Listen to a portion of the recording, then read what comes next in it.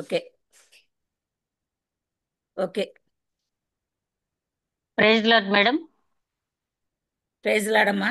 Hello, praise లాడమ్మా. వినపడుతుందండి? వినిపిస్తుందమ్మా. ప్రైజ్ ప్రైజ్ లార్డ్ మేడం, అందరికీ వందనాలు. ఆ దేవాదేవుడు మళ్ళీ మనందరూ ఇలా కలుసుకునేటట్టుగా అనుగ్రహించి ఆయన కృపచేత మరొకసారి చిన్న మందగా ఏర్పడి దేవుని యొక్క వాక్యాన్ని ధ్యానించుకునే కృప అనుగ్రహించినందుకు దేవాదేవునికి వందనాలు. అదేవిధంగా తండ్రి తన రెక్కల చాటును మనల్ని భద్రపరిచి తన రెక్కల చాటును భద్రపరిచి ఎన్నో ఆపదల నుంచి కాపాడి సంరక్షించి అనుక్షణం తన కనుపాపలే మనల్ని కాపాడుతూ ఈ భాగ్యాన్ని మనకు అనుగ్రహించిన తండ్రికి వందనాలు చెల్లించుకుంటూ ఈరోజు యెజ్రా గ్రంథం 7వ అధ్యాయం 8వ అధ్యాయం ధ్యానించుకుందాం. మేడం గారు 7వ అధ్యాయం 5వ వచనం వరకు చదవండి. 1 నుండి 5. యెజ్రా గ్రంథము 7వ అధ్యాయము 1 నుంచి 5 వచనాలు. ఈ సంగతులు జరిగిన పిమ్మట పారసీక దేశపు రాజైన అర్థహశస్త యొక్క ఏలుబడిలో యెజ్రా బబులోను దేశం నుండి యెరూషలేం పట్టణమునకు వచ్చెను.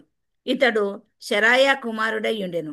శెరాయా అజర్యా కుమారుడు, అజర్యా హిల్కియా కుమారుడు, హిల్కియా షల్లూము కుమారుడు, షల్లూము సాదోకు కుమారుడు, సాదోకు అహీటాబు కుమారుడు, అహీటాబు అమర్యా కుమారుడు, అమర్యా అజర్యా కుమారుడు, అజర్యా మెరాయోతు కుమారుడు, మెరాయోతు జరహ్యా కుమారుడు, జరహ్యా ఉజ్జీ కుమారుడు, ఉజ్జీ బుక్కీ కుమారుడు, బుక్కీ అభిషువ కుమారుడు, అభిషువ ఫినేహాసు కుమారుడు, ఫినేహాసు ఎలియాజరు కుమారుడు, ఎలియాజరు ప్రధాన యాజకుడైన అహరోను కుమారుడు.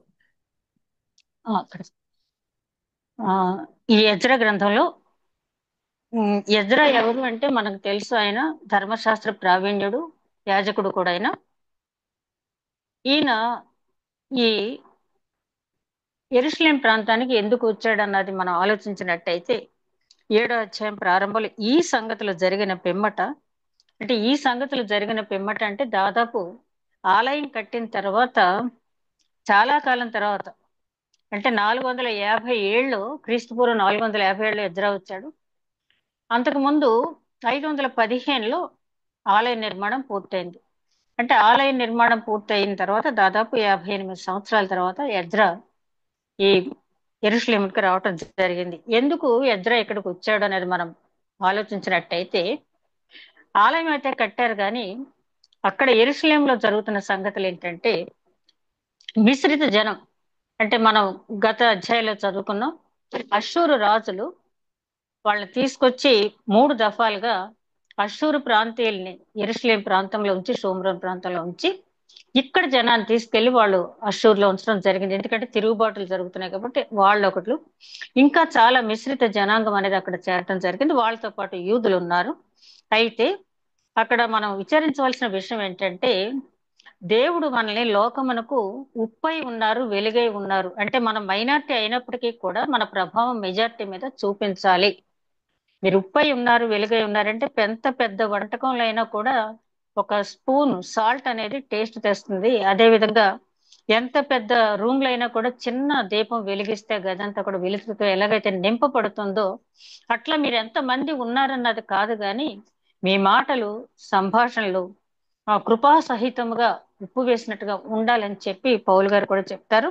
అయితే ఇక్కడ జరిగింది ఏంటంటే, వీళ్ళు కూడా వాళ్ళతో కలిసిపోయారు. యూదులు ఆ చెర నుంచి విడుదల పొందిన తర్వాత, ఆ చెర నుంచి విడుదలైతే పొందారు తప్పించి, భౌతికమైన విడుదలైతే పొందారు తప్పించి వీళ్ళు ఆధ్యాత్మిక విడుదల అనేది పొందలేదు.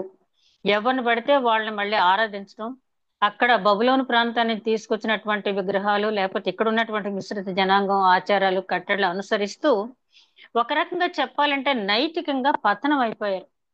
యూదులు అక్కడి నుంచి వచ్చిన వాళ్ళు ఇక్కడున్న వాళ్ళతో కలిసి నైతికంగా పతనం అయిపోయారు. అందుకనే దేవుడు అంటాడు, ఉప్పు నిస్సారం అయితే దాని కాలి కింద వేసి త్రొక్కటానికే కానీ అది దేనికి మరి పనికిరాదు. అంటే నిస్సారమైన ఉప్పులా తయారయ్యారు అన్నమాట వీళ్ళు. ఒక రుచిని, స్వస్థతని, మరి ప్రిజర్వేటివ్ గాని ఎన్నో గొప్ప క్వాలిటీస్ ఉన్నాయి సాల్ట్ కి.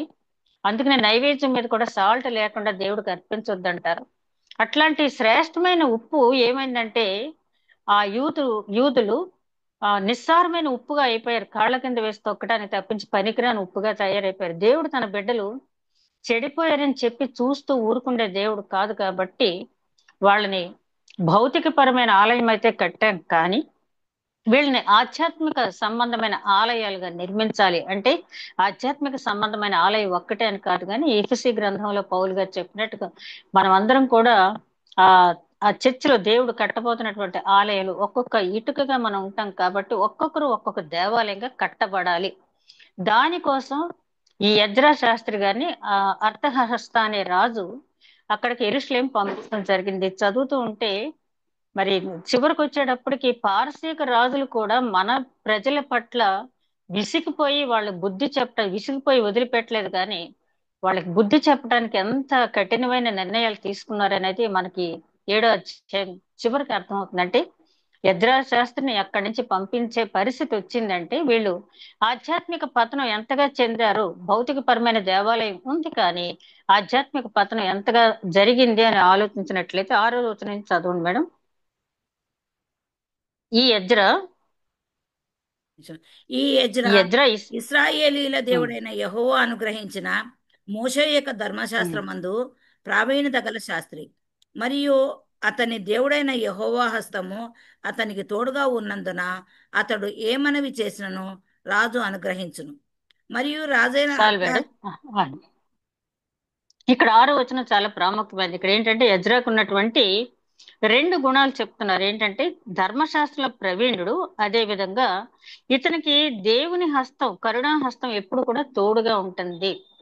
ధర్మశాస్త్ర ప్రావీణ్యులు ఎంతో మంది ఉంటారు, కానీ ఎజ్రా గారికి ఉన్నటువంటి ప్లస్ పాయింట్ ఏంటంటే దేవుని యొక్క కరుణాహస్తం. ఎవరికి ఉంటుంది కరుణాహస్తం? ఆయన చిత్తానుసారంగా నడుచుకునే వారికి మాత్రమే ఉంటుంది. కాబట్టి అట్లా ఆయన చిత్తానుసారంగా నడుచుకుంటున్నాడు కాబట్టి ఆయనకి ఆ దేవుని హస్తం తోడుగా ఉంది. అదే విధంగా ఎజ్రాకి అప్పట్లో ఒక బిరుదు ఉంది, ఏంటంటే రెడీ స్క్రైబ్. మనం అనుకుంటాం కదా రెడీ రికనైర్ అని చెప్పి, మనకి ఏదైనా ప్రాబ్లం కావాలంటే రెడీ రికనైరర్ లో టేబుల్స్ కానీ చూసుకుంటూ ఉంటాం కదా. అంటే ఏమీ ఆలోచించకుండా శాస్త్రం చదివిన వాళ్ళు చాలా మంది ఉంటారు, కానీ ఇప్పుడు చాలా మంది ప్రాక్టీస్ పెట్టినటువంటి ఎడ్యుకేషన్ మనం చూసినప్పుడు బుక్స్ తిరగేసి ఎక్కడెక్కడ ఏ యాక్ట్ ఉంది, ఏ క్లాస్ ఉందని చూసి చెప్పేవాళ్ళు కొంతమంది అయితే టిప్స్ మీద చెప్పేసేవాళ్ళు. పలానా యాక్ట్, పలానా క్లాస్ ఇక్కడ ఉంది, సబ్ క్లాస్ ఇక్కడ ఉంది, ఈ కేసుకి ఇది వర్తిస్తుందని వెంటనే ఎట్లాగైతే న్యాయశాస్త్రం గురించి చెప్తారు, అదే విధంగా ధర్మశాస్త్రం గురించి అడిగిందే తడవుగా చెప్పేటటువంటి ప్రావీణ్యత కలిగినటువంటి ఎజ్రా కాబట్టి ఇతని రెడీ స్క్రైబ్ అని చెప్పి అనేవాళ్ళు. చదవండి మేడం. 8వ వచనం నుంచి చదవండి మేడం. మరియు రాజైన హస్త ప్రశస్త అర్థహశస్త ఉమ్, ఏలుబడి యందు 7వ సంవత్సరంన ఇశ్రాయేలీయులు కొందరును, యాజకులు కొందరును, ఉమ్. లేవీయులను, గాయకులను, ద్వారపాలకులను, నెతనీయులను బయలుదేరి యెరూషలేము పట్టణమునకు వచ్చిరి. రాజు ఏలుబడి యందు 7వ సంవత్సరము 5వ మాసమున ఎజ్రా యెరూషలేమునకు వచ్చెను. మొదటి నెల మొదటి దినమందు అతడు బబులోను దేశం నుండి బయలుదేరి తన దేవుని కరుణాహస్తము తనకు తోడుగానున్నందున 5వ నెల మొదటి దినమున యెరూషలేమునకు చేరెను. ఎజ్రా యెహోవా ధర్మశాస్త్రమును పరిశోధించి దాని చొప్పున నడుచుకొనుటకును ఇశ్రాయేలీయులకు దాని కట్టడలను విధులను నేర్పుటకును దృఢ నిశ్చయము చేసుకొనెను. అక్కడ ఆగండి. అయితే ఇప్పుడు మనం చూసిన ఎజ్రా వెంట ఎవరెవరు వచ్చారన్నది 7వ వచనం నుంచి చూసాము. దానికంటే చాలా ప్రాముఖ్యమైనటువంటి విషయం ఏంటంటే అతను అర్థహస్త ఏలుబడిలో 7వ సంవత్సరం మొదటి నెల బయలుదేరాడు. 5వ నెల యెరూషలేంకి వచ్చాడు ఆయన. ఈ లోపల మళ్ళీ ఒకసారి ఆయన తిరిగి బబులోనికి వెళ్ళటం జరిగింది. ఆ తర్వాత వచనాల్లో మనం చూస్తాం. అంటే ఈ 5 నెలల్లోనే మళ్ళీ ఒకసారి బబులోనికి ఆయన వెళ్ళవలసి వచ్చింది. తర్వాత 10వ వచనంలో మనం గమనించినట్టయితే ఎజ్రా ధర్మశాస్త్రమును పరిశోధించి దాని చొప్పున నడుచుకున్నట్టుకును ఇశ్రాయేలీలకు దాని కట్టడలను విధులను నేర్పుటకును దృఢ నిశ్చయము చేసుకొనెను. ఇక్కడ 2 మనం ఆలోచించవలసింది ఏంటంటే ఎవరికైనా చెప్పడానికంటే ముందు ధర్మశాస్త్రానుసారంగా నేను నడుచుకోవాలి అని చెప్పి ఆయన ఒక దృఢ నిశ్చయం తీసుకున్నాడు. అప్పటికే నడుచుకుంటున్నాడు కాబట్టి దేవుని యొక్క కరుణాహస్తం మాకు తోడుగా ఉండబట్టి ఇక్కడ చేరామని పై వచనాల్లో ఆయన చెప్తున్నాడు.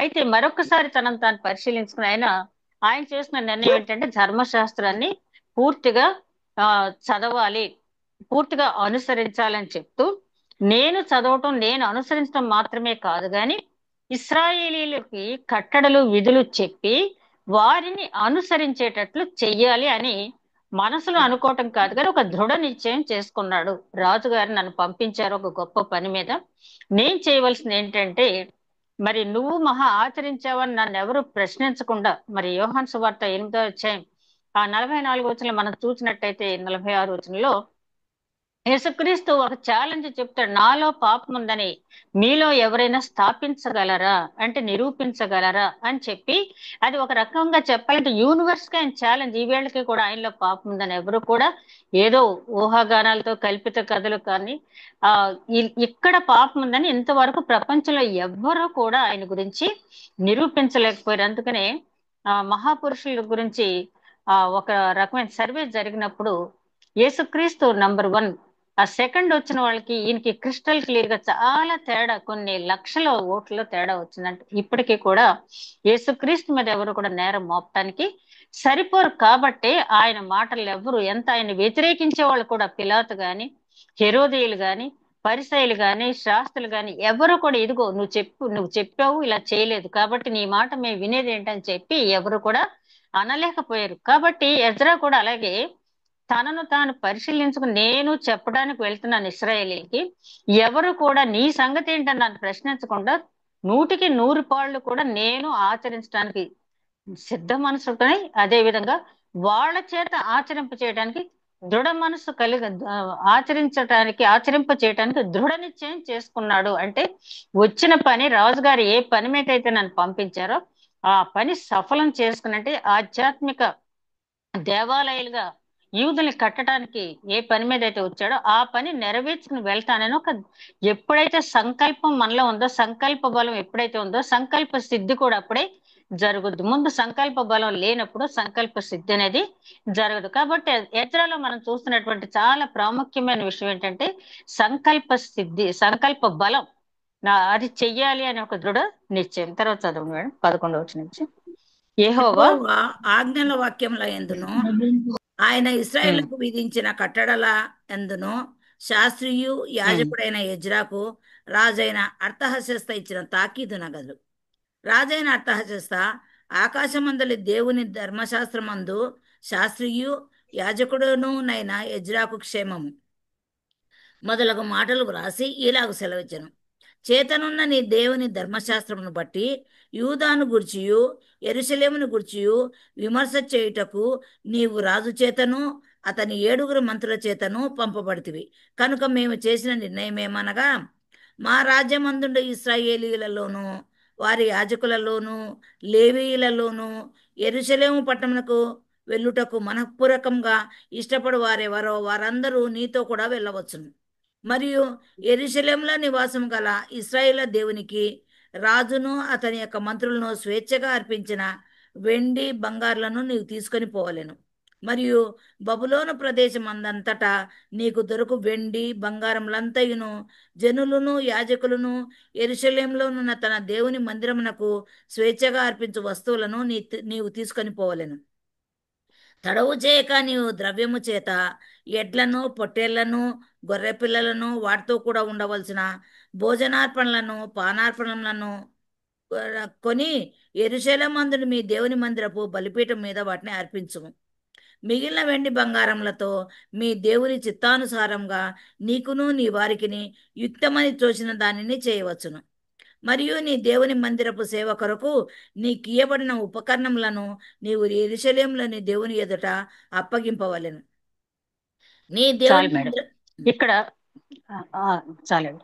అక్కడ అర్థహస్త రాజు ఏదో నోటి మాటతోటో లేకపోతే ఒక లెటర్ రాసి పంపించడం కాదు కానీ ఎజ్రా శాస్త్రి అంత మాత్రమే కాదు, ధర్మశాస్త్రంలో ప్రావీణ్యత పొందినవాడు, ఒక యాజకుడు ఆల్రెడీ బబులోన్లో యాజకత్వం నిర్వహిస్తున్నటువంటి యాజకుడు, యూదులకి యాజకత్వం వహిస్తున్న అట్లాంటి యాజకుడు అయినప్పటికీ కూడా యాజకుడు చెప్పిన మాట ఎవరు వింటారు, వినరు. కాబట్టి అత్తహస్త ఏం చేశాడంటే తనతో పాటు 7 మంత్రులను తీసుకుని ఒక లెటర్ రాశాడు. అత్తహస్త రాయించారు ఎవరికి, ఎజ్రాకి ఇవ్వటానికి యెరూషలేముకి వెళ్ళేటప్పుడు. ఆ లెటర్ సారాంశం మనం అంతా కూడా చూసాం. నీతో పాటు మనఃపూర్వకంగా ఎవరైతే వస్తారో వాళ్ళు తీసుకువెళ్ళు, అదే విధంగా స్వేచ్ఛార్పణలుగా ఇక్కడ బబులోన్లో ఎవరైతే ఇచ్చారో అది తీసుకుని వెళ్ళు, అదే విధంగా ఇంకా ఎవరైనా వ్యాపారస్తులు వాళ్ళు కూడా ఇచ్చినవి కూడా ఉంటాయి, అవి కూడా నువ్వు తీసుకుని వెళ్ళి ఆ ధనంతో నీ దేవునికి కావాల్సినటువంటి బలి అర్పించడానికి ఏమైతే కావాలో, ఆ గొర్రెలను ఎడ్లను ఏం కావాలో ఆ ఏ అన్ని కూడా సమకూర్చుకుని కొని అర్పణకు సిద్ధం కా అని చెప్తూ ఆయన ఏమంటున్నాడంటే ఇదంతా చేసిన తర్వాత మిగిలిన వెండి బంగారాలను నువ్వు జాగ్రత్తగా యెరూషలేము దేవాలయానికి అప్పగించమని చెప్పారు. మరి జకర్యా గ్రంథం మేడం ధ్యానించేటప్పుడు చెప్పారు కదా, వెండి కిరీటం చేసి 4 పేర్లు రాసి అక్కడ టోబియా, ఇంకెవరో 4 యేషువా, యెహోజాద, ఇలా 4 పేర్లు రాసి అక్కడ ఆలయంలో ఉంచినట్టుగా కిరీటాన్ని చూసాం కదా. అంటే ఇదంతా చేసిన తర్వాత మిగిలిన దాంతో ఆ పని చేసి ఆ వెండి కిరీటాన్ని దేవుని ఆలయంలో పెట్టడం జరిగింది. అంటే అది క్రీస్తుకు ముంగుర్తుగా, రాబోయే క్రీస్తు రాజులకు రారాజు కాబట్టి యాజకుడైతే వెండి కిరీటం ధరించడానికి ఆ అనర్హుడు కావని, రాజులకు రాజు కాబట్టి యాజకుడు, రాజులకు రాజు కాబట్టి యేసుక్రీస్తు ధరించడానికి ఆ వెండి కిరీటం ముంగుర్తుగా అక్కడ ఉంచబడింది అని జకర్యా గ్రంథంలో మనం చూసాం. అదే ఇక్కడ చెప్తున్నాడంటే కిరీటం చేయించమని కాదు, కానీ అత్తహస్త చెప్పిన మాటలు ఏంటంటే చాలా జాగ్రత్తగా బలి అర్పించడానికి ఏమేమైతే కావాలో అవన్నీ ఇక్కడ సమకూర్చుకుని ఆ బలి అర్పించే విధానం అంతా నువ్వు నెరవేర్చుకుని మిగిలినవన్నీ కూడా ఉపకరణాలన్నీ కూడా తీసుకెళ్లి యెరూషలేము ఆలయంలో జాగ్రత్తగా అప్పగించు అని చెప్పడం జరిగింది. 19వ వచనం నుంచి చదవండి మేడం.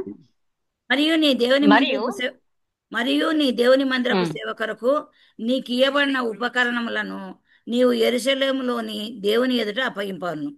నీ దేవుని మందిర విషయంలో దానమిచ్చుటకై మరి ఏదైనాను నీకు కావలసిన ఎడల అది రాజు యొక్క ఖజానాలో నుండి నీకు ఇయ్యబడును.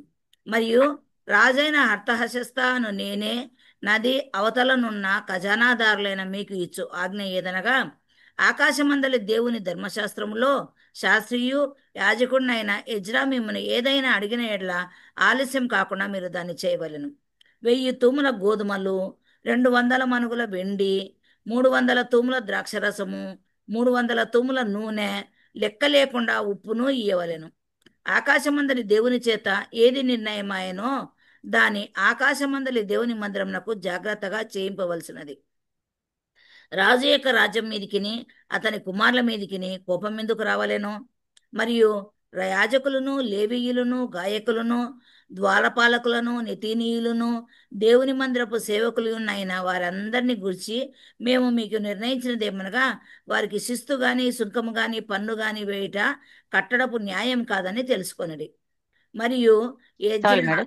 అయితే ఇక్కడ ఆయన చెప్పింది ఏంటంటే ఇవన్నీ తీసుకుని వెళ్ళు, ఇది కాకుండా అంటే ఏమేమి వస్తువులు ఎంతెంత ఆ ఎజ్రాకి ఇవ్వాలో చాలా క్యాలిక్యులేటెడ్ గా ఆయన చెప్పడం జరిగింది. అత్తహస్త గురించి ఈ అధ్యాయం అంతా చదువుతుంటే ఒక పారసీక రాజు ఆయన యెహోవా గురించి, ఆయన యెహోవాని గురించి తెలుసుకోవడం కానీ, యెహోవా నామ ఔచిత్యం కానీ ఆయనకి ఏమీ తెలియదు. కానీ వాళ్ళలో ఉన్నది ఏంటంటే పారసీక రాజుల్లో వాళ్ళు ఏ దేవుణ్ణి, ఏ కల్చర్ని కూడా వాళ్ళు తిరస్కరించరు, ఎవరిని కూడా అవమానపరచరు. ఒక రకంగా చెప్పాలంటే సెక్యులరిస్ట్ భావాలు ఎక్కువగా ఉన్నటువంటి రాజులు వాళ్ళు. కోరెష్ దగ్గర నుంచి దర్యావేషు, అర్థహస్త, అహేశ్వరుష్ మాత్రమే. అంటే అహేశ్వరుషు ఒక సమయంలో ఎస్తేర్ గ్రంథంలో మంచి పని చేశాడు అనుకోండి.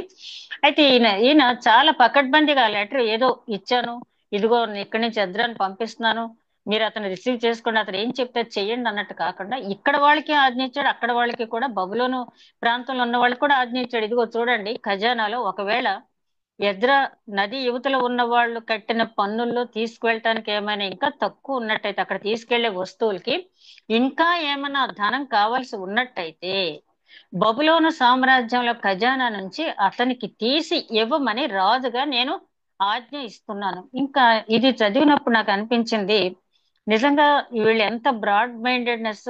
పారసీక రాజులు వాళ్ళు యూదులకి ఇంత ఫెసిలిటేట్ చేసి వాళ్ళని పంపించడమే కాకుండా వాళ్ళకి ఏం కావాలో కావాలంటే మరి అసలు రాజు ఇంతకు ముందు రాజు అయితే వాళ్ళ మీద ఏమి లెటర్ రాస్తారు అక్కడి నుంచి రాజుకి, ఈ నది యువతలు ఉన్న వారికి ఆలయం కట్టినట్టయితే వీళ్ళు మీ మీద తిరుగుబాటు చేస్తారు, మీకు రావాల్సిన శిస్తు గాని పన్ను గాని రాదు, వీళ్ళు తిరుగుబాటు చేసే మనస్తత్వం ఉన్నవాళ్ళు ఈ చెడు పట్టణం అది ఇదని చెప్పి ఇష్టం ఉన్నట్టు రాశారు. అయినప్పటికీ కూడా చెప్పుడు మాట విన్న రాజేమో పని ఆఫ్ చేయించాడు. చెప్పుడు మాట వినకుండా ధర్మశాస్త్రాన్ని అంతా పరిశీలించి చూచి ధర్మశాస్త్ర ప్రకారం వాళ్ళు చెప్పింది రైటే అని చెప్పి అర్థశాస్త్ర ఎప్పుడైతే ఆ డాక్యుమెంట్స్ అన్ని కూడా దర్యావేసి తీయించారో అక్కడ ఆ డాక్యుమెంట్స్ లో ఉన్న ప్రకారం రాజైన సొలొమోను కట్టిన మందిరాన్ని వీళ్ళు రీబిల్డ్ చేస్తున్నారు, కొత్త మందిరం కాదు. అదే విధంగా అది కట్టమని కోరేషు ఆజ్ఞ ఇచ్చాడు. ఆ రావాల్సిన కలప బంగారం అన్ని కూడా ఎక్కడెక్కడ తీసుకొచ్చి ఇవాళ కోరేష్ ఆజ్ఞాపించాడు కాబట్టి కోరేష్ ఆజ్ఞను చూసి ఒక రాజు ఇచ్చిన ఆజ్ఞను మనం పునఃపరిశీలించేదో కాదనటం కాకుండా రాజు ఇచ్చిన ఆజ్ఞను తూచా తప్పకుండా పాటించడం మాత్రమే కాకుండా అంతకంటే అదనంగా కూడా అర్థహస్త ఇక్కడ చేసినట్టుగా మనం చూస్తాం. అర్థహస్త గురించి చదివే కొద్దీ కూడా నిజంగా మన మన వాళ్ళు అనుకున్న వాళ్ళు మనకింత ఉపకారం చేయకపోవచ్చు. యూదుల రాజులు చేసిన ఉపకారం కంటే కూడా ఇతర రాజులు చాలా ఉపకారం చేసినట్టుగా మనం చూస్తాం. కోరేష్ గాని, దర్యావేష్ గాని, అర్థహర్షత గాని, అహశ్వరుష్ గాని. ఇక్కడ అర్థహర్షత చాలా క్లియర్ గా చెప్తున్నాడు, నీకేం కావాలో తీసుకువెళ్ళు, పలానా పలానా వస్తువులు అది ఎజ్రాకి ఇవ్వండి అని చెప్తూ ఇంకా ఏమైనా తక్కువైనట్టయితే బబులోను ఖజానాలోంచి తీసుకు ఇవ్వమని చెప్పి నేను ఆజ్ఞ ఇస్తున్నాను, వాళ్ళకు కూడా ఆజ్ఞ ఇస్తూ 24వ వచనానికి వచ్చేటప్పటికి అక్కడ ఏమంటున్నాడంటే ఆ దేవాలయంలో పనిచేసేటటువంటి గాయకులు, ద్వారపాలకులు, మరి సేవ ఉపకరణాలు మోసేవారు చాలా మంది స్టాఫ్ ఉంటారు కదా, ఆ స్టాఫ్ అందరికీ కూడా పన్ను మినహాయింపు ఇవ్వండి. ఇది చాలా గొప్ప సంస్కరణ కదా. వీళ్ళు ఇంతకు ముందు వీళ్ళ మీద ఏమి రాశారు, యూదుల మీద వీళ్ళు పన్ను ఇవ్వరు, పన్ను ఎగ్గొడతారు వీళ్ళు అని చెప్పారు. కానీ ఇక్కడ అర్థహస్త చేసింది ఏంటంటే అసలు వీళ్ళకి పన్ను మినహాయింపు ఇవ్వండి, వీళ్ళ దగ్గర బలవంతంగా తీసుకోవటం కాదు, కానీ అసలు వీళ్ళు పన్ను కట్టక్కర్లేదు, నూర్చే ఎందుకు మూతి కట్టొద్దు అంటాడు కదా, అలాగా వీళ్ళు పన్ను వీళ్ళకి మినహాయింపు ఇచ్చేసండి. ఎందుకంటే నిత్యము దేవుని సేవ చేస్తున్నారు. మరి ధర్మశాస్త్రాన్ని ఎంతగా పరిశీలించకపోతే అర్థహస్త యాజ్ఞ ఇచ్చాడు. మరి లేవీల గురించి యెహోవా చెప్పిన మాట ఏంటి మనం చూస్తాం కదా, నిర్గమకాండంలో లేవీ కాండంలో కూడా ఆ లేవీలకి యెహోషువతో కూడా చెప్తాడు కదా, మోషేతో యెహోషువతో కూడా దేవుడు చెప్తాడు, లేవీలకి మీరేమి పంచవద్దు ఈ భూభాగం, లేవీలకి నేనే స్వాస్థ్యము అంటాడు ఆయన. లేవీలకు నేనే స్వాస్థ్యం, వాళ్ళకి ఇవ్వక్కర్లేదు. ఎందుకంటే ఆ ఆలయంలోకి వచ్చే ఆ దశమ భాగ అప్పట్లో దశమ భాగం కాదు కానీ ఆలయంలోకి వచ్చే అర్పణలు అన్ని కూడా శ్రేష్టమైనవి, అన్ని కూడా వాళ్ళకే కదా. వాళ్ళకి కొన్ని భూములు దేవాలయానికి సంబంధించి భూములు కేటాయిస్తారు కదా, ఆ భూముల మీద వచ్చే ఆదాయం వాళ్ళు తీసుకుంటారు. ఎందుకంటే స్వాస్థ్యం ఇచ్చినట్టయితే వాళ్ళు ఏం చేస్తారంటే ఆ పొలాలు పండించుకోవటం లేకపోతే ఆ వ్యాపారాలు చూసుకోవటమే కానీ దేవుని విషయాల్లో వాళ్ళు శ్రద్ధ చూపించరు.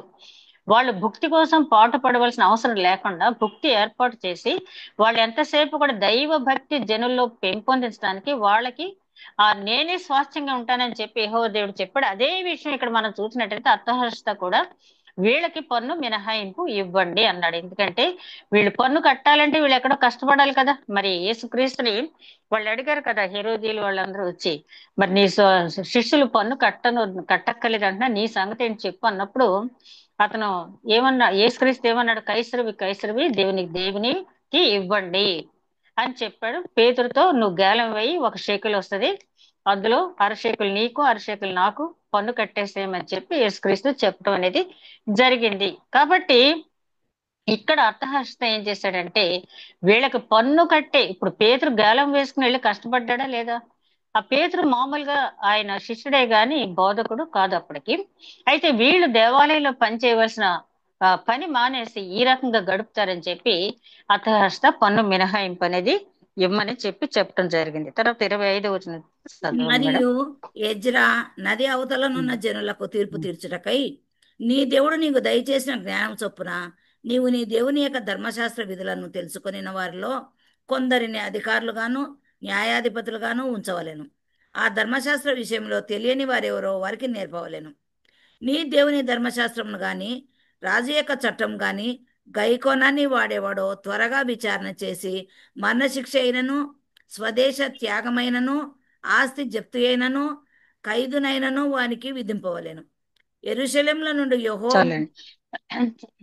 అంటే జుడిషియరీ కూడా ఏం చేశాడంటే నువ్వు వెళ్ళు, నేను ఇచ్చిన లెటర్ చదువు. ధర్మశాస్త్రాన్ని అనుసరించడానికి ఎవరైతే వ్యతిరేకించారో వాళ్ళు రాజు చట్టాన్ని కూడా వ్యతిరేకించినట్టే. నువ్వు తీసుకెళ్లి ధర్మశాస్త్రం ఇది మీరు ఆచరించట్లేదు, మీరు నైతికంగా పతనం అయిపోయారు, దేవుడు కోరుకుంటున్నది భౌతికపరమైన ఆలయం కాదు, మీరు విలువలు లేనటువంటి జీవితం జీవిస్తూ దేవుడికి మీరు అర్పించే అర్పణ దేవుడు స్వీకరించడు. ఎందుకంటే మలాఖీ గ్రంథాలు అంటాడు కదా, ప్రతిష్ట ఆ రకమైన అర్పణలు నేను కోరుకుంటున్నాను అని చెప్పి. కాబట్టి దేవుడికి ప్రతిష్ట అర్పణ అర్పించాలంటే ముందు మనల్ని మనం ప్రతిష్ఠించుకోవాలి. మనలో ఉన్నటువంటి దేవునికి ఇష్టం కాని అంశాలన్నీ, హేయమైనవన్నీ కూడా తీసివేయాలి. హిజ్కియా ఆలయ సంస్కరణ చేసేటప్పుడు, హిజ్కియా రాజు గొప్ప రాజు, ఆయన ఆలయ సంస్కరణ చేసేటప్పుడు ముందు వాళ్ళతో చెప్తాడు, వాళ్ళతో లేవీలు అక్కడ ఉన్నాడు వాళ్ళతో, ముందు మిమ్మల్ని మీరు ప్రతిష్ఠించుకోండి, ఆ తర్వాత దేవాలయంలో ఉపకరణాలు ప్రతిష్ఠించండి, దేవాలయంలో అన్య ఉపకరణాలు ఏమైనా ఉంటే వాటిని బయట పడేయండి, తర్వాత దేవాలయానికి రావాల్సిన ఉపకరణాలు ఏమైనా ఉంటే వాటిని తీసుకురండి. అంటే ఈ 4 అంశాలు మనం గమనించినట్టయితే మనల్ని మనం ప్రతిష్ఠించుకోవటం అంటే వాక్యం ద్వారా ప్రతిష్ఠించుకోవాలి. యోహాను సువార్త 17వ అధ్యాయంలో సత్యమునకు వీరిని అప్పగిస్తున్నాను అని, వాక్యమే కదా సత్యం అని చెప్పి యేసుక్రీస్తు అక్కడ 17వ అధ్యాయంలో యోహాను సువార్త విజ్ఞాపన ప్రార్థన చేసే సమయం అంతా మనకు తెలుసు. అంటే మనల్ని మనం ప్రతిష్ఠించుకోవటం అంటే వాక్యం ద్వారా, అంటే వాక్యంతో మనల్ని మనం పరిశీలించుకు వాక్యానుసారంగా మనం ఉన్నామా, ఏ అంశాల్లో మనం తప్పిపోయామని చెప్పి మనల్ని మనం పరీక్షించుకుని మనం ఆ మనకి కావాల్సిన అంశాలను సమకూర్చుకోవటం. అదే విధంగా ఉపకరణాలను ప్రతిష్ఠించడం. ఉపకరణాలంటే మనం ప్రతిష్ఠించుకున్న తర్వాత ఈ రోజులో మనం గమనించినట్లయితే అక్కడ దేవాలయానికి కావలసినటువంటి అంశాలు చేసేటప్పుడు అవి దైవ చిత్తానుసారంగా మనం చేస్తున్నామా లేదా అని పరిశీలించి చూడాలి. అదే విధంగా అనవసరమైన విషయాలంటే దైవ చిత్తం కాని అంశాలు మనలో ఏమన్నా ఉంటే వాక్యాధారంగా పరిశీలించుకుని తొలగించుకోవాలి. ఇంకా మనం ఏమైనా అడాప్ట్ చేసుకోవాలని చూసుకుంటే అవి కూడా అడాప్ట్ చేసుకోవాలి. ఇక్కడ చాలా క్లియర్ గా ఇక్కడ అత్తహర్ష చెప్తున్నది ఏంటంటే, నువ్వు చెప్పు, ఈ లెటర్ ఇవ్వు, ఎవరైతే ధర్మశాస్త్రం అనుసరించడానికి వ్యతిరేకిస్తారో నువ్వు మాకు చెప్తావా? ధర్మశాస్త్రం మాకు తెలుసులే, నీ ద్వారా మేము గొప్పగా నేర్చుకోక్కర్లేదు, మాకు తెలుసు అనే వాళ్ళు ఉంటారు కదా. అందుకని రోమిలు రాసిన పత్రిక 2వ అధ్యాయంలో 11వ వచనంలో పౌలు గారు అంటారు, ధర్మశాస్త్రం వినువారు మాత్రం నీతిమంతులు కాదు, కానీ ధర్మశాస్త్రం విని ఆచరించి ప్రవర్తించు వారు మాత్రమే నీతిమంతులు అని చెప్పి అక్కడ ముందుగానే రాయటం జరిగింది. పాత నిబంధన గ్రంథంలో కూడా ఈ మాటలు చాలా సార్లు దేవుడు చెప్పడం జరిగింది. కాబట్టి ఇక్కడ అర్థహర్ష చెప్పింది ఏంటంటే, నేను నీకు ఆజ్ఞాపించి పంపిస్తున్నాను కాబట్టి ఎవరైనా వ్యతిరేకిస్తే వాళ్ళకి 3 రకాల శిక్షలు విధించమన్నాడు. ఏంటంటే వాళ్ళు ఆ స్వదేశ త్యాగం గాని, ఆస్తి జప్తు గాని, మరణ శిక్ష గాని, ఈ 3 నీ ఇష్టం, ఎవరికి ఏది తగింది అనుకుంటే ఆ శిక్ష విధించే, రాజుగా నేను ఖైదు ఆర్డర్ ఇస్తున్నాను. ఖైదు ఖైదు ఖైదు ఖైదు ఇక్కడ ఖైదు గాని లేకపోతే నీవు స్వదేశ త్యాగం గాని చేయమని చెప్పి, ఆస్తి జప్తు గాని, మరణ శిక్ష మేడం 26వ వచనం చూడండి. మరణశిక్ష అయినను, రాజు యొక్క స్వదేశ త్యాగమైనను, చట్టము గాని, ఆస్తి జప్తి అయినను, ఖైదునైనను వానికి విధించు. అవునండి, ఖైదు విధింపు, ఇవి తప్పకుండా చేయమన్నాడు. అంటే మరణ శిక్ష గాని, యావజ్జీవ కారాగార శిక్ష గాని, ఎవరికి ఏది అవసరం అనుకుంటావో అది చేయమని ఫుల్ పవర్స్ ఇచ్చి, పౌరపటాన్ని అంటాం కదా, అలా ఫుల్ పవర్స్ ఇచ్చి పంపించేశాడు ఆయన. పంపించిన తర్వాత మనం ఇక్కడ ఆలోచించవలసింది ఏంటంటే, నాకు ఇది చదువుతున్నంత సేపు కూడా ఎవరి దగ్గరికి ఎవరిని పంపిస్తున్నాడు? దేవుని బిడ్డల దగ్గరికి ఒక దేవుని బిడ్డని పంపిస్తున్నాడు. దేవుని బిడ్డలకు బుద్ధి చెప్పాల్సిన పరిస్థితి వచ్చింది. ఇది చదువుతూ ఉంటే నాకు ఈ మధ్య మీరు అందరూ చూసే ఉంటారు, అమెరికన్ ప్రెసిడెంట్ రేస్ లో ఉన్న వాళ్ళలో ప్రముఖంగా వినిపిస్తున్నటువంటి పేరు వివేక్ రామస్వామి గారు. ఆయన బహుశా తమిళనాడు నుంచి వెళ్ళి ఉంటాడు, వాళ్ళు అక్కడే సెటిల్ అయిపోయారు యుఎస్ లో. ఆయన ఇప్పుడు ప్రస్తుతానికి ఆ రేస్ లో ఉన్నారు. ఆయన ఒక క్రిస్టియన్ ఓటర్ క్వశ్చన్ చేశాడు, ఏమని, సార్ మరి స్కూల్స్ లో మళ్ళీ తిరిగి 10 కమాండ్మెంట్స్ బైబిల్ పెట్టాల్సిన అవసరం ఉందా లేదా అని ప్రశ్నించాడు. ఆయన పూర్తి హిందూ, వివేక్ రామస్వామి అన్న ఆయన. అయితే ఆయన ఏమి తడబడకుండా ఆయన ఏం చెప్పాడంటే, ఎస్ తప్పకుండా పెట్టాలి, 10 కమాండ్మెంట్స్ బైబిల్ కూడా పెట్టాలి అనగానే మన వాళ్ళు గబగబా క్లాప్స్ కొట్టేశారు. కానీ ఆయన చిన్న తగిలించాడు పక్కన, బైబిల్ 10 కమాండ్మెంట్స్ పెట్టాలి, దాంతో పాటు మరికొన్ని పెట్టాలి అన్నాడు. అంటే ఆయన ఉద్దేశంలో ఏముంటాయో మనకు తెలుసు కదా. ఆయన పవిత్రంగా భావించే గ్రంథాలు, ఆ పవిత్రంగా భావించే దాంట్లో శ్లోకాలు అన్ని కూడా ఇక అక్కడ దాంట్లో వచ్చేస్తాయి. అయితే వీళ్ళు దానికి గమనించలేదు. కానీ ఎప్పుడైతే బైబిల్ 10 కమాండ్మెంట్స్ పెట్టొచ్చు అన్నారో మన అల్ప సంతోషులు కదా గబగబా క్లాప్స్ కొట్టేశారు. అయితే ఆయన ఇంకో మాట కూడా అన్నాడు. 10 కమాండ్మెంట్స్ ఆ నాకు తెలుసు, నేను చిన్నప్పుడు స్కూల్లో కూడా చదివాను. తర్వాత నేను స్కూల్కి వచ్చిన తర్వాత 10 కమాండ్మెంట్స్ నాకు చెప్తుంటే నాకు ఏవి కొత్త అనిపించలేదు. ఎందుకంటే మా మదర్ ఫాదర్ ఇంటి దగ్గర నాకు ఆల్రెడీ అవన్నీ చెప్పారు అన్నారు. చాలా మంది ఇక్కడే పొరపాటు పడతారు కదా. 10 కమాండ్మెంట్స్ అంటే ఏంటి? నీతిగా నీతిగా జీవించడమే కదా. చాలా మందిలో అన్యజనుల్లో చాలా మందిలో ఉన్నటువంటి రాంగ్ కాన్సెప్ట్ ఏంటంటే మేము ఏ పాపము చేయలేదు, మేము దేవుణ్ణి ఎందుకు ఆశ్రయించాలి. మనకు తెలుసు రోమిలు రాసిన పత్రిక 4వ అధ్యాయంలో ఆదాము నుంచి ఆ పాపం అందరికీ కూడా సంప్రాప్తించింది. ఆ సంప్రాప్తించిన పాపం మనలో నుంచి తీసివేయబడాలని తప్పనిసరిగా క్రీస్తు మన కోసం చిందించిన రక్తమందు విశ్వాసం ఉంచి యేసుక్రీస్తు ప్రభు అని నోటితో ఒప్పుకుని హృదయమందు విశ్వసించాలి. దేవుడు ఆయన మృతుల్లో నుంచి లేపినని హృదయమందు విశ్వసించినప్పుడు మాత్రమే రక్షణ కలుగుతుందని ఆయన రోమిలు రాసిన పత్రికలో 10వ అధ్యాయంలో ఆయన చెప్పడం అనేది జరిగింది. కాబట్టి చాలా మందికి అది తెలియకుండా మొన్న ఈ మధ్య ఒక సినీ సెలబ్రిటీ కూడా చీరాల మీటింగ్లు అంటున్నాడు, ఎందుకు బాప్తిసం తీసుకోవాలి, నేను 10 ఆజ్ఞలో ఉన్న సారాంశం అంతా కూడా నేను అనుసరిస్తూ ఉన్నాను, కాబట్టి ఇక బాప్తిసం వద్దు ఏం వద్దు అంటే వాళ్ళకి వాళ్ళే స్వనీతి పరులు అనమాట. పరిసయ్యులు కూడా ఇదే కదా, స్వనీతి పరులు. ఇట్లాంటి స్వనీతి పరులు ఎక్కువగా ఉంటారు. కాబట్టి ఎజ్రాకి ఈ మాట చెప్పి తర్వాత ఆయన ఆ వివేక్ రామ్స్వామి అన్న మాట ఇంకో మాట ఏంటంటే, ఒక ప్రశ్న వేశాడు, తిరిగి ఆయన వేశాడు అక్కడ ఉన్నటువంటి ఓటర్స్ ని. ఈవేళ అమెరికా దేశం ఇట్లా పతనం అయిపోవటానికి, అంటే పతనం అంటే ఆయన అన్నది ఏంటంటే, ఒకప్పుడు పెద్దన్న పాత్ర పోషించినటువంటి అమెరికా ఈ రోజు ఎందుకు ఈ దుస్థితికి వచ్చిందని మీరు అనుకుంటున్నారు? కేవలం స్కూల్స్ లోను ఆ గోడల మీద బైబిల్ వాక్యాలు లేకపోతే 10 కమాండ్మెంట్స్ లేకపోవటం వల్ల మాత్రమే అని అనుకుంటున్నారా? నేను మాత్రం అలాగ అనుకోవట్లేదని చెప్పి క్రైస్తవులంతా సిగ్గుపడాల్సిన మాట ఒకటి చెప్పాడు ఆయన. ఏంటంటే, మీ మీ ఇంట్లో నుంచి వాక్యం వెళ్ళిపోయింది, మీ గోడల మీద నుంచి వాక్యం వెళ్ళిపోయింది, మీ పిల్లల హృదయాల నుంచి వాక్యం వెళ్ళిపోయింది, కన్నీటి ప్రార్థన అనేది వెళ్ళిపోయింది. కాబట్టే ఈవేళ ఈ దేశం ఈ రకంగా ఉందని నేను భావిస్తున్నాను అన్నప్పుడు తర్వాత కొంతమంది పెద్దలంతా కలిసి కన్నీటి ప్రార్థన చేయాలని చెప్పి వాళ్ళు ఒక నిర్ణయం తీసుకున్నారు. ఇటీవల కాలంలో అదేంటి అతను ఎవరు, చార్లీ కిర్క్ అన్న అతను కూడా ఆ దీని గురించే కదా, మతం అనేది పూర్తిగా విడగొట్టేశారు, రాజకీయంగా చేస్తున్నారు, కానీ మతానికి కూడా మన మూలాలకు కూడా ప్రాధాన్యత ఇవ్వాలన్నందుకే దాన్ని వ్యతిరేకించిన వాళ్ళు ఆయన్ని చంపేయటం జరిగింది. అదేవిధంగా మన రాష్ట్రాల్లో కూడా అపాలజిస్టులు ఎప్పుడైతే మన హిస్టరీ భారతదేశ చరిత్ర అనేది వక్రీకరించి టెక్స్ట్ బుక్స్ లో రాయబడిందని చెప్పి ఎవరైతే మూలాలు కనుక్కొని ఇక్కడ తప్పుగా రాశారో అసలు నిజం ఇదని ఎవరైతే చెప్పడం ప్రారంభించారో వాళ్ళని ఏ రకంగా చంపేశారో మనం చూస్తున్నాం. ఇంకా ముందు ముందు ఇంకా హతసాక్షులు, ఎందుకంటే ర్యాప్చర్ వచ్చేటప్పటికి హతసాక్షులు అనేవాళ్ళు ఉంటారు. ఈవేళ మేడం ప్రేయర్ చేస్తూ నైజీరియాలో చర్చిలు పడగొట్టబడుతున్నాయని చెప్పన్నారు. రైటే, చర్చిలు పడగొట్టబడటం మనకి చాలా బాధే. అయితే ఇక్కడ నేను ఓపెన్ గా మాట్లాడకూడదు, కానీ వాట్ అబౌట్ నైజీరియా? నైజీరియాలో ఉన్నది ఎక్కువ శాతం క్రిస్టియన్సే, కానీ వాళ్ళు చేసే వ్యాపారాలు ఏంటి, వాళ్ళ జీవన విధానం ఏంటి, ప్రపంచం అంతా వాళ్ళకి ఏ రకమైన గుర్తింపు ఇచ్చింది, వాళ్ళకున్న చర్చెస్ వాళ్ళకి నైతిక జీవితాన్ని ఏమైనా ప్రసాదించిందా, నైతిక విలువలు వాళ్ళల్లో ఏమైనా ఉన్నాయా? వాళ్ళు చేసే నేరాలని మనం చూసినట్టయితే క్రిస్టియన్స్, నేను అదర్ పీపుల్ గురించి మాట్లాడటం లేదు, వాళ్ళ పేర్లన్నీ కూడా మీరు పేపర్లో చూస్తుంటారు, అన్ని కూడా క్రిస్టియన్ నేమ్సే.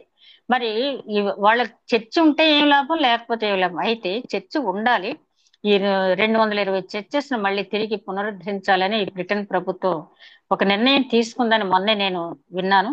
దేవుని స్తోత్రం. మనం ఈ 4 గోడల మధ్య ఉండే కట్టడాల కంటే కూడా మన హృదయాల్లో దేవుని ఆలయం కట్టబట్టడానికి ఎక్కువ ప్రాధాన్యత ఇవ్వాలి. మరి అర్థహర్షస్త చేసిన ప్రయత్నం చూసినట్టయితే ఎంత కఠినమైనటువంటి ఆజ్ఞ ఇచ్చాడంటే, ఎవరైనా ఎందుకు ధర్మశాస్త్రాన్ని అనుసరించాలి? ఆయనకి తెలుసు ధర్మశాస్త్రం ఎవరైతే అనుసరిస్తారో అక్కడ హత్యలు ఉండవు, దొంగతనాలు ఉండవు, అనైతిక జీవితాలు ఉండవు, ప్రశాంతమైన సమాధానకరమైన జీవితం ఉంటుందని ఆయన తెలుసు. కాబట్టి ఆ ధర్మశాస్త్రం అనుసరించినట్టయితే ఆ ప్రశాంతమైన నైతిక విలువలతో కూడిన జీవితం వాళ్ళు జీవించడం మాత్రమే కాకుండా వాళ్ళు ఆ రాజ్యానికి ఎసెట్స్ గా ఉంటారు. కాబట్టి ఎందుకంటే గాంధీ గారు అంటారు కదా, ఎవరైతే సత్యానికి ధ్వజ స్తంభాలుగా ఉంటారో వాళ్ళు ఎంతమంది ఉంటే అంత ఆ దేశానికి మేలు జరుగుతుందని చెప్పి సత్యం అనే స్తంభాన్ని నిలబెట్టవలసిన బాధ్యత మన మీద ఉంది. కాబట్టి ఆయన చాలా చక్కగా అక్కడ చెప్పడం జరిగింది. తర్వాత 27 వచ్చిన చదవండి మేడం. యెరూషలేములో నుండి యెహోవా మందిరమును అలంకరించుటకు ఉమ్, రాజునకు బుద్ధి పుట్టించినందునను రాజును అతని ఉమ్. మంత్రులను రాజు యొక్క మహాధిపతులను నాకు దయ అనుగ్రహింపచేసినందునను మన పితరుల దేవుడైన యెహోవాకు స్తోత్రము కలుగునుగాక. నా దేవుడైన యెహోవా హస్తము నాకు తోడుగా ఉన్నందున నేను బలపరచబడి నాతో కూడా వచ్చుటకు ఇశ్రాయేలీయుల ప్రధానులను సమకూర్చితిని. అంటే కార్యారంభం కంటే కార్యాంతం మేలంటారు కదా. ఎజ్రా గారు బయలుదేరినప్పుడు ప్రార్థన చేసిన బయలుదేరారు, అక్కడ ఉపవాసం ఉన్నారు. తర్వాత కార్యాంతం ఇది మా ప్రయాణాన్ని ఆయన దేవుని హస్తం తోడుగా ఉండటం వల్ల నేను ఇక్కడికి క్షేమంగా చేరాను, స్తుతి చెల్లించాడు. థ్యాంక్స్ గివింగ్ అనేది మనం మర్చిపోతాం. ఆ, ఈ థ్యాంక్స్ గివింగ్ లో చూడాలంటే మనకు ఓల్డ్ టెస్ట్మెంట్ లో దావీదు మహారాజు, న్యూ టెస్ట్మెంట్ లో పౌలు గారు అసలు థ్యాంక్స్ గివింగ్ ఎన్ని విషయాలు చెప్పాలో వారి జీవితాలు మనం పరిశీలిస్తే మనకు అర్థం అవుతుంది. ఇక్కడ ఎజ్రా గారు చాలా గొప్ప పని చేశారు, ఏంటంటే థ్యాంక్స్ గివింగ్ అనేది చేశారు. తర్వాత 8వ అధ్యాయంలో మనం గమనించినట్లయితే రాజైన 1వ వచనం నుంచి అర్తహషస్తై 14వ వచనం వరకు మేడం అంతా జీనియాలజీ, మనం ఇప్పుడు దాన్ని చదవక్కలే, తర్వాత మీరు చదవండి. ఆ తర్వాత 15వ వచనం నుంచి చదవండి మేడం.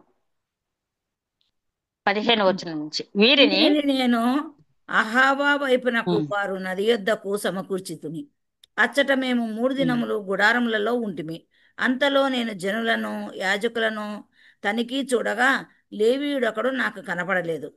అప్పుడు నేను పెద్దలైన ఎలియేజరు, అరీయేలు, షమయ, ఎల్నాతాను, యారీబు, ఎల్నాతాను, నాతాను, జకర్యా, మెషుల్లాము అను వారిని ఉపదేశకులను మో మోయారీబు, ఎల్నాతాన్లను పిలువనంపించి కాసిప్యా అను స్థలమందుండు అధికారి అయిన ఇద్దో యొద్దకు వారిని పంపి మా దేవుని మందిరమునకు పరిచారకులను మా యొద్దకు తీసుకొని వచ్చినట్లుగా కాసిప్యా అను స్థలమందుండు ఇద్దోతోనూ అతని బంధువులైన నెతీనీయులతోనూ చెప్పవలసిన మాటలను వారికి తెలియజెప్పి తిని. మా దేవుని కరుణాహస్తము మాకు తోడుగా ఉన్నందున వారు ప్రజ్ఞావంతుడైన ఒకనిని షెరేబ్యాను అతని కుమారులను సహోదరులను 18 మందిని తోడుకొని వచ్చిరి. ఆ ప్రజ్ఞావంతుడు మహలి కుమారులలో ఒకడు. ఈ మహలి ఇశ్రాయేలునకు పుట్టిన లేవి వంశస్థుడు. హషబ్యాను అతనితో కూడా ఉన్న మొరాబీయుడగు యెషయాను అతని బంధువులను వారి కుమారులనైన 20 మందిని వారు తోడుకొని వచ్చిరి. మరియు లేవీయులు చేయవలసిన సేవలో తోడ్పడుటకై దావీదును అధిపతులను నిర్ణయించిన నెతీనీయులలో 220 మంది వచ్చిరి. వీరందరూ పేర్లు ఉదహరించబడి నియమింపబడిన వారు. అప్పుడు దేవుని సన్నిధిని మమ్ముని మేము దుఃఖపరుచుకొని మాకును మా చిన్నవానికిని మా ఆస్తికిని శుభ ప్రయాణము కలుగునట్లుగా ఆయనను వేడుకొనుటకు అహావా నది దగ్గర ఉపవాసం ఉండుడని ప్రకటించి తిని. మేలు కలగ చాలు చేయుటకై మేడం. అయితే ఇక్కడ మనం చూసినట్టయితే ఈ 15వ వచనం జరిగింది ఏంటంటే ఆ బయలుదేరారు. అంటే ఇక్కడ స్థుతి చెల్లించింది ఎక్కడ? 7వ అధ్యాయం చివరిలో స్థుతి చెల్లించింది ఎక్కడ అంటే ప్రయాణం బయలుదేరి వెళ్ళేటప్పుడు. ఆ తర్వాత ఇక్కడ 8వ అధ్యాయానికి వచ్చేటప్పుడు ఎవరెవరు వచ్చారు అనేది 14వ వచనం వరకు రాశారు. 15వ వచనం చూస్తే ఆ ఎవరెవరు బయలుదేరి అతనితో, ఈ జీనియాలజీ ఏమో 14వ వచనం వరకు ఉంది. తర్వాత 15వ వచనం నుంచి ఎవరెవరు ఎజ్రాతో వచ్చారు అనేది అక్కడ మనం చూస్తాం. ఇక్కడే మనం గమనించవలసిన విషయం ఏంటంటే ఈయన బయలుదేరిన తర్వాత వచ్చిన వాళ్ళందరినీ తనిఖీ చేసి వంశాల వారీగా చూశాడు. ఎజ్రా ఎవరు? లేవి వంశానికి చెందినవాడు, అహరోను వంశస్థుడు. అయితే ఇక్కడ అందరూ కూడా లేవీయులు కావాలి. చాలా శోచనీయమైన విషయం ఏంటంటే 1750 మందితో బయలుదేరాడు ఎజ్రా, కానీ అందులో లేవీయుడు ఒక్కడునూ లేడు. ఎంత విచారకరమైన విషయం. అక్కడ అట్టహాసత ఏమన్నాడు? మనఃపూర్వకంగా నేను వచ్చేవాడిని నీ వెంట తీసుకువెళ్ళు అన్నాడు. సామాన్య జనం వచ్చారు కానీ లేవీయులు మాత్రం రావడానికి ఇష్టపడలేదు. అంటే వాళ్ళు సుఖభోగానికి అలవాటు పడిపోయి ఆల్రెడీ బబులోను వాతావరణానికి, బబులోన్ లో ఉన్నది ఏంటి, ఐగుప్తుకి బబులోనికి ఉన్న తేడా ఏంటంటే ఐగుప్తులో భౌతికమైనటువంటి శ్రమలు, బబులోనులో అటువంటి భౌతికమైన శ్రమలు లేవు. మీరు ఇల్లు కట్టుకోండి, తోటలు కొనుక్కోండి, మీ కుమార్తెలకు కుమారులకు పెండ్లిళ్ళు చేయండి, హ్యాపీగా జీవించండి అన్నాడు ఇర్మియా గ్రంథం 29 అధ్యాయంలో మనం చూస్తే. కాబట్టి చాలా చక్కటి జీవితం జీవిస్తూ ఉన్నారు. ఇక దేవుని మర్చిపోయారు కాబట్టి లేవీలు బయలు ఇక్కడే మాకు చాలా సుఖంగా ఉంది, మళ్ళీ అక్కడికి వెళ్ళి ఎందుకు వచ్చిన బాధ అని చెప్పి ఉండిపోయారు. అయితే ఎజ్రాకు మనస్కరించలేదు. మళ్ళీ తిరిగి ఆయన యెరూషలేంకి వెళ్తాడు. అది ఇక్కడ రాయబడలేదు కానీ ఆయన మళ్ళీ తిరిగి యెరూషలేంకి వెళ్తాడు. ఆ తర్వాత కాసిప్యా అనే ప్రాంతంలో ఇద్దో అంటే ఇతను ఒక అధికారి. ఈ అధికారి దగ్గరికి పంపించాడు, అయ్యా నేను ఇలాగా యెరూషలేం వెళ్తున్నాను, రాజు ఇచ్చిన ఆర్డర్ని బట్టి. చూస్తే లేవీలు ఒక్కరు కూడా లేరు, ఇది చాలా బాధాకరమైన విషయం, దయచేసి నాకు లేవీల్ని పంపించు అని చెప్పి ఇద్దోని అడిగినప్పుడు ఇద్దో ఏం చేశాడంటే 18 మందిని, ఇక్కడ రెండు పేర్లు ఇచ్చాడు కదా, ఎవరు, షెబన్య తర్వాత మహలి, ఇద్దరం కూడా వీళ్ళు ప్రజ్ఞావంతులు. ఈ ప్రజ్ఞావంతులతో పాటు 18 మందిని అక్కడ ఇచ్చి పంపించడం జరిగింది. పంపించిన తర్వాత 22వ వచనం మనం 21వ వచనం నుంచి మనం చూస్తే 21వ వచనం, అప్పుడు దేవుని సన్నిధిని దేవుని సన్నిధిని మమ్మల్ని మేము చదవండి మేడం. ధృఢపరుచుకొని మాకును మా ఉమ్, చిన్నవానికిని మా ఆస్తికిని శుభ ప్రయాణము కలుగునట్లుగా ఆయనను వేడుకొనుటకు అహావా నది దగ్గర ఉపవాసం ఉండుడని ప్రకటించితిని. మేలు చాలు కలగజేయుటకు మేడం, చాలు. అయితే అక్కడికి వచ్చిన తర్వాత ఆయన ఏం చేశాడంటే, సరే మాకు మేలుకరంగా ప్రయాణం జరగాలి అని చెప్పి రాజు ఇచ్చిన ఆర్డర్ తీసుకుని ఒకసారి స్తుతి చెల్లించాడు. మళ్ళీ ఏం చేశాడు, ప్రయాణం మొదలు అహావా నది పారే ప్రాంతానికి వచ్చిన తర్వాత అక్కడ మళ్ళీ కూర్చున్నాడు. ఎందుకంటే మమ్మల్ని మేము దుఃఖపరుచుకోవటానికి ఏం జరిగినా దుఃఖపరుచుకునే సంఘటనలు అంటే, రాజు మనపూర్వకంగా ఫ్రీ వీల్తో మీరు వెళ్ళిపోండి అని చెప్పినప్పుడు చాలా తక్కువ మంది బయలుదేరారు. జెరుబ్బాబేల్ తోటేమో 45,000 మంది వచ్చారు. ఎజ్రా శాస్త్రితో బయలుదేరిన వాళ్ళంతా కలిసి 1750 మంది మాత్రమే. అందులో లేవీలు లేరు. మళ్ళీ ఆ లేవీల కోసం మళ్ళీ వెనక్కి వెళ్ళటం, వాళ్ళు రప్పించుకోవటం, ఇన్ని పడినాయి. కాబట్టి ఆ భౌతికపరమైన సుఖాల కోసం వీళ్ళు ఎంతగా దిగజారిపోయారన్న దాని గురించి ఆయన దుఃఖపడుతూ, రెండోది ఏంటంటే ఇంత మందితో నేను వెళ్తూ ఉన్నాను, 1750 అంటే మరి ఎక్కువ సంఖ్య.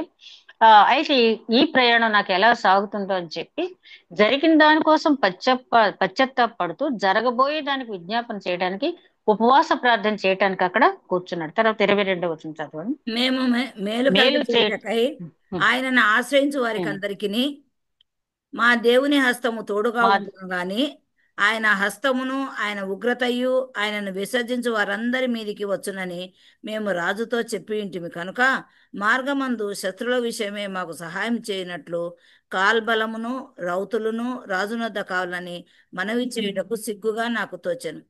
మేము ఉపవాసం ఉండి ఆ కావాలి సంగతి మేడం.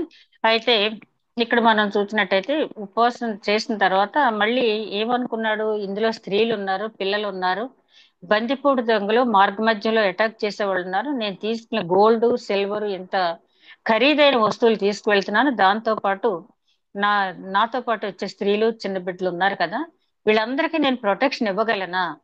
ఈ ప్రొటెక్షన్ నేను ఇవ్వలేను కాబట్టి సెక్యూరిటీ కావాలని, రౌతులు కాల్బలం కావాలని రాజును అడిగితే బాగుంటుందేమో అని ముందు ఒక క్షణం అనుకున్నాడు. కానీ ఎందుకు తటపటాయించాడు, రాజు దగ్గరికి వెళ్ళకపోవటానికి కారణం ఏంటి? చాలా ఇంపార్టెంట్ పాయింట్ ఏంటంటే, మనం ఇతరులకి దేవుడు నాకు అలా రక్షణ కల్పిస్తాడు, దేవుడు ఇలాగని చెప్పిన తర్వాత ఏదైనా చిన్న ప్రాబ్లం వచ్చాడు కంగారు పడిపోయి వారిని వీరిని ఆశ్రయిస్తాము. కానీ ఇక్కడ ఎజ్రా చాలా ప్రాబ్లం ఫేస్ చేయవలసి వచ్చినప్పటికీ కూడా అతను ధర్మశాస్త్ర ప్రావీణ్యుడు, ధర్మశాస్త్రాన్ని అనుసరించాలని అతను నిర్ణయం హృదయంలో తీసుకున్నాడు, దృఢ చిత్తం కలిగిన వాడు. కాబట్టి ఏం చేశాడంటే, సరే నేను ఈ మనుషుల వంక నేను చూడటం కాదు కానీ దేవుని వైపు చూడాలి. ఎందుకు రాజు దగ్గరికి వెళ్ళలేకపోయాడంటే, మేలు కలుగు చేయుటకై ఆయనను ఆశ్రయించు వారి అందరికీ మా దేవుడి హస్తం తోడుగా ఉండును, కానీ ఆయన హస్తమును ఆయన ఉగ్రతయు ఆయనను విసర్జించు వారి అందరి మీదకి వచ్చునని మేము రాజుతో చెప్పి ఉంటిమి. రాజు దగ్గరికి వెళ్తే ఏమంటాడంటే, ఇప్పుడు ఏమండి శాస్త్రి గారు, ఎజ్రా గారు, మీరు చెప్పారు కదా ఆయన కరుడుగల హస్తం ధర్మశాస్త్రాన్ని అనుసరించి నడుచుకునే వాళ్ళకి మేలు కలుగు చేయటానికి ఆయన హస్తం ఎప్పుడు సిద్ధంగా ఉంటుందని, ఆయన విసర్జించే వాళ్ళకి మాత్రమే ఉగ్రత కలుగుద్దని చెప్పారు కదా. మరి మీరు శాస్త్రి గారు, మీతో వచ్చే వాళ్ళందరూ కూడా లేవీలు, తర్వాత ఆ దేవుని ధర్మశాస్త్రాన్ని అనుసరించే వాళ్ళే కదా, వాళ్ళకి దేవుని ఉగ్రత ఎందుకు వస్తాయి? మీరు ఎందుకు దారి దోపిడికి గురవుతారు? మీరు సెక్యూరిటీ అడగటం ఏంటి, మీరు కూడా మానవుల మీద ఆధారపడుతున్నారా అని ఒకవేళ రాజు అంటాడేమో. ఒకవేళ అనకపోయినా అడగటానికి గిల్టీ కాన్షియస్నెస్ అన్నమాట. అంటే ఒకప్పుడు రాజు దగ్గర నా దేవుడి గురించి ఎంతో గొప్ప చెప్పాను, కానీ చివరికి నేను వెళ్ళి అయ్యా నాకు దేవుని సహాయం కాదు మీ సహాయం కావాలని అడగటానికి నాకు సిగ్గు తోచింది. ఈ సిగ్గు తోచింది అనే మాట క్రైస్తవులు అందరం మనం గుర్తుపెట్టుకుంటే, ఆపత్కాలమున నాకు మొర్రపెట్టుము నేను నిన్ను విడిపించు, నేను సహాయం చేయడానికి సిద్ధంగా ఉన్నానని చెప్పి ఇచ్చిన వాగ్దానాన్ని మనం గుర్తు తెచ్చుకున్నట్టే. సాధారణంగా ఎంత వాక్యం తెలిసిన వాళ్ళమైనా ఎంత విశ్వాసమైనా ఒక్కొక్కసారి ఎందుకో మనం కలవరపడతాము. ఇది జరుగుద్దా అంటే అల్ప విశ్వాసం ఒక్కొక్కసారి మనలోకి వచ్చేస్తుంది. ఇక్కడ ఎజ్రా గారిలో అల్ప విశ్వాసం రాకుండా ఆయన ఏం చేశాడంటే, దేవుడి మీద భారం వేస్తున్నాను నేను, ఇంతవరకు నడిపించిన దేవుడు నన్ను యెరూషలేము వరకు క్షేమంగా నడిపిస్తాడు, మానవ సహాయం నేను కోరను, దేవుని యొక్క కరుణాహస్తం నాకు ఇంతవరకు తోడుగా ఉండి అర్థహస్త ఇంత చక్కని ఉత్తరం నాకు రాసిచ్చి అక్కడ స్వేచ్ఛార్పణలు అర్పించడానికి బలి అర్పించడానికి కావలసిన వస్తువులన్నిటినీ సమకూర్చి పైగా తీర్పు తీర్చి వాళ్ళకి ఏ శిక్ష విధించాలి, వాళ్ళ ఆస్తి జప్తు చేయాలా, స్వదేశ బహిష్కరణ చేయాలా, మరణ శిక్ష విధించాలా, ఖైదీగా ఉంచాలా, ఇవన్నీ కూడా ఫుల్ ఆర్డర్స్ నాకు ఇచ్చిన తర్వాత బేల హృదయంతో నేను వెళ్ళి అయ్యా ఎంతైనా నేను ఎంత శాస్త్రినైనా ఎంత యాజకుడినైనా మానవుణ్ణి, కాబట్టి మానవుడైన మిమ్మల్ని నేను ఆశ్రయిస్తున్నానని చెప్పి అడగనా అని సిగ్గుపడ్డాడు. అంటే ఈ మాట చదువుతున్నప్పుడు ఒకవేళ మనం ఇట్లాంటి పరిస్థితి వచ్చినప్పుడు ఒక్కసారి ఎజ్రాని గుర్తు చేసుకుంటే, అదే విధంగా షడ్రక్ మెషక్ దాని అబేద్నెగోలు కూడా ఏమన్నారు, ఓ నెబుకద్నెజరు నువ్వు పెట్టిన దానికి మేము మొక్కము, మమ్మల్ని దేవుడు విడిపిస్తాడు, ఒకవేళ ఆయన విడిపించకపోయినా ఆ విగ్రహానికి మేము నమస్కరించము అన్నారు. అది ఆ రకమైన విశ్వాసం. ఇక్కడ ఎజ్రా గారు కూడా మామూలు ప్రయాణం కాదు, ఆ రోజుల్లో మామూలు ప్రయాణం కాదు ఆయన చేస్తున్నది. అట్లాంటి ప్రయాణం రిస్క్ తీసుకోవడానికి ఇశ్రాయేలీని నడిపించిన దేవుడు, పగలు మేఘస్తంభంగా రాత్రి అగ్నిస్తంభంగా నడిపించిన దేవుడు, ఎర్ర సముద్రాన్ని పాయలుగా చేసిన దేవుడు, యొర్దాను నదిని మరి గోడగా చేసినటువంటి దేవుడు, మన్నాతో ఆ, నడిపించిన దేవుడు, బండలోంచి నీరు పుట్టించిన దేవుడు నాకు ఉన్నాడు కదా. ఆయన అద్భుత కార్యాలని జ్ఞాపకం చేసుకున్న ఒక మంచి డెసిషన్ తీసుకుని ఎజ్రా ముందుకి సాగిపోయాడు. చదవండి మేడం. మేము ఉపవాసం ఆయన ఉండి హస్తం. ఉమ్, మేము ఉపవాసం ఉమ్, ఉండి ఆ సంగతిని బట్టి మా దేవుని వేడుకొనగా ఉమ్, ఆయన మా మనవిని ఉమ్, అంగీకరించెను. కనుక నేను యాజకులలో నుండి ప్రధానులైన 12 మందిని, అనగా షెరెబ్యాను, హషబ్యాను వీరి బంధువులలో 10 మందిని ఏర్పరిచి మా దేవుని మందిరమును ప్రతిష్ఠించడం విషయంలో రాజును అతని మంత్రులను అధిపతులను అక్కడున్న ఇశ్రాయేల్ అందరును ప్రతిష్ఠించిన వెండి బంగారులను ఉపకరణములను తూచి వారికి అప్పగించి తిని 1,300 మనుగుల వెండిని, 200 మనుగుల వెండి ఉపకరణములను, 200 మనుగుల బంగారమును, 7,000 తులములు గల 20 బంగారపు గిన్నెలను, బంగారమంత వెలగల పరిశుద్ధమైన 2 రాగి పాత్రలను తూచి వారి చేతికి అప్పగించి, మీరు యెహోవాకు ప్రతిష్ఠింపబడిన వారు, పాత్రలను ప్రతిష్ఠితములైనవి, ఈ వెండి బంగారులను మీ పితరుల దేవుడైన యెహోవాకు స్వేచ్ఛార్పణలై ఉన్నవి. కాబట్టి మీరు యెరూషలేములో యెహోవా మందిరపు ఖజానా గదులలో యాజకుల యొక్కయు లేవీల యొక్కయు ఇశ్రాయేలు పెద్దల యొక్కయు ప్రధానులైన వారి ఎదుట వాటిని తూచి అప్పగించే వరకు వాటిని భద్రంగా ఉంచుడని వారితో చెప్పింది. కాబట్టి రాజులను యాజకులను లేవీయులను వాటి ఎత్తు ఎంతో తెలుసుకొని యెరూషలేములోనున్న మన దేవుని మందిరమునకు కొనిపోవుటకై ఆ వెండి బంగారులను పాత్రలను తీసుకొనిరి.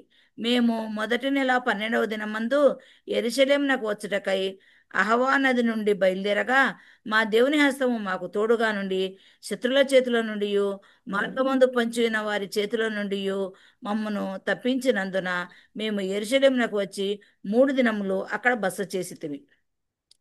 4వ దినమున వెండి బంగారులను పాత్రలను మా దేవుని మందిరమందు యాజకుడైన ఊరియా కుమారుడైన మెరేమోతు చేత తూనిక వేయబడెను.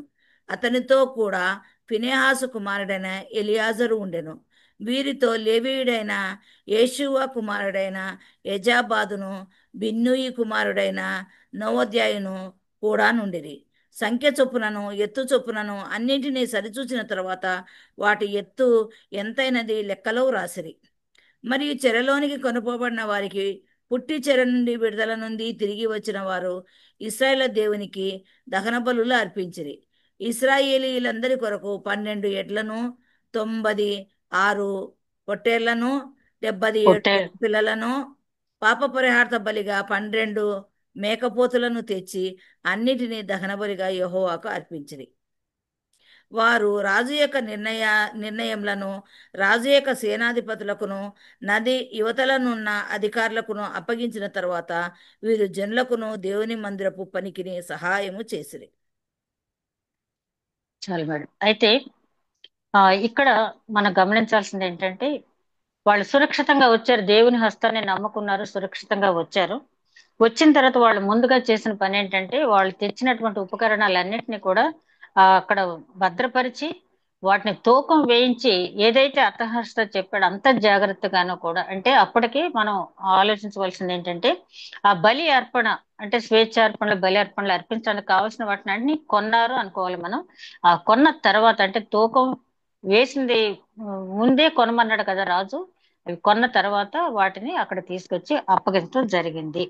రాజు ఏదైతే చెప్పాడో తూచా తప్పకుండా ఎజ్రా చేయటం జరిగింది. ఎజ్రాని దేవుడు నడిపించాడు. ఈ 2 అధ్యాయాలు మనం గమనించాల్సినటువంటి అంశం ఏంటంటే, మరి కోరేషు ప్రోత్సాహం వల్ల భౌతికపరమైన దేవాలయం క్రీస్తు పూర్వం 515లో నిర్మించబడింది. ఆలయం అయితే నిర్మించబడింది, కానీ యూదులు సహవాసం చేత వాళ్ళు, చెప్పాను కదా ఇందాక, పనికిరాని ఉప్పులాగా, జనుల కాళ్ళతో తొక్కపడే ఉప్పులాగా, నిస్సారమైన ఉప్పులా తయారయ్యారు. దేవుడు ఆశించిన మనల్ని ఉప్పులాగా లోకానికి రుచినిచ్చి స్వస్థతనిచ్చి ఒక ప్రిజర్వేటర్ గా ఇంకా ఎన్నో మంచి గుణాలను ఉప్పుగా మనల్ని ఉండాలని ఆశించితే, వీళ్ళు పనికిరాని ఉప్పుగా, మరి కొంచెం కింద పెట్టిన దీపంగా వీళ్ళు తయారు, కొంచెం మీద కాకుండా ఎత్తులో పెట్టిన దీపంగా మనల్ని ఉండాలన్నారు.